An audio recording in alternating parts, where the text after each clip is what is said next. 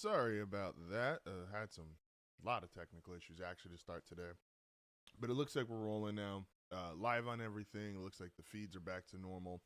So appreciate everybody for tuning in as always, even when we got technical issues.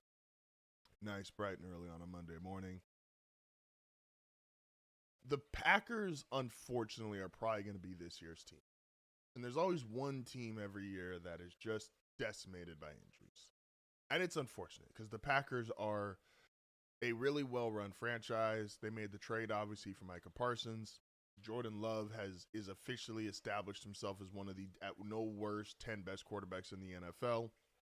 And it looked like they had everything rolling.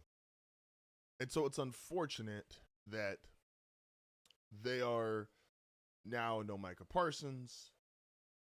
Dobbs, Christian Watson, both have faced injuries. Jordan Love now in the concussion protocol. Like, Zach Tom, the best offensive lineman, he's out. It just looks like the wheels are going to fall off. And in a violent contact sport, this unfortunately happens at least once a year. Like, there's always a team that is just too riddled with injuries to do anything about it, especially at key positions. Now, and we're going to get to him in a second, the level of player that you lose matters a lot. Some teams just lose a bunch of, like, rotational guys, and sometimes that's enough. Like, if you're the Cowboys, for example, in years past, or even this year at times, where you lose defensive guys, and maybe they're not Micah Parsons, or they're not, obviously, the standard of Jordan Love, but you just didn't have enough talent to compete anyway, and so they were going to be, it wasn't going to make the same kind of impact.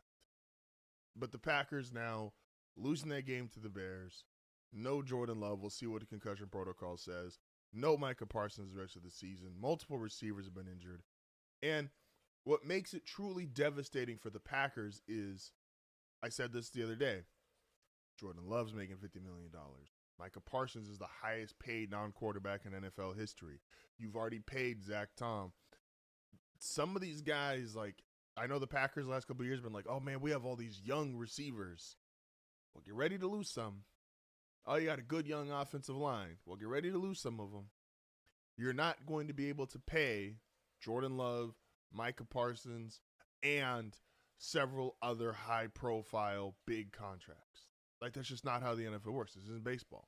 This isn't the Los Angeles Dodgers where you can just keep, bringing money back and the ability to keep doing this, right? Like, you can't just keep paying for guys.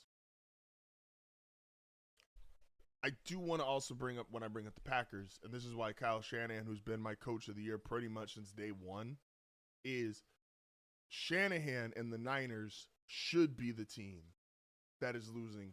That is they were too devastated by injuries to do anything. That should be them.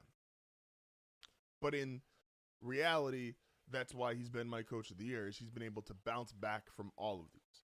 The Niners, when you look at most team sacks, Denver's obviously been at the top of the list all year. And so anytime you see it, though, the Niners have been at the bottom of the list. And that's because obviously no Nick Bosa, Fred Warner's been out. Like, they just don't have great guys on defense. It's all scheme. It's all, some people say, smoke and mirrors, because they don't have the talent that would, they don't have guys just beating guys off the snap. They don't got a dominant pass rusher who's just sitting there demanding attention and this, that, and the third. Like, the reality is, what they're doing in San Francisco is the best coaching job right now, possibly in professional sports.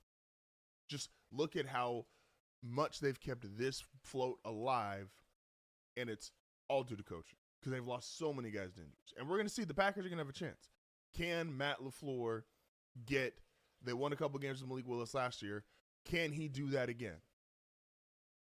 Is Matt LaFleur going to be able to, make sure, or is he going to be able to provide game plans that even with a backup quarterback, you can still win games?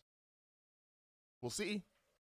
I'm not going to say that he can't do it, but it's definitely a we'll see situation. It's not going to be easy. So The Packers, again, they're unfortunately they seem like they're going to be the team this year that is just so ravaged by injuries that it's going to be tough to see them making a legitimate comeback. This is HardFoul Radio. We're going to discuss the Chargers' possibility of winning the AFC West. Ew. That after the break. This is HardFoul Radio, back momentarily.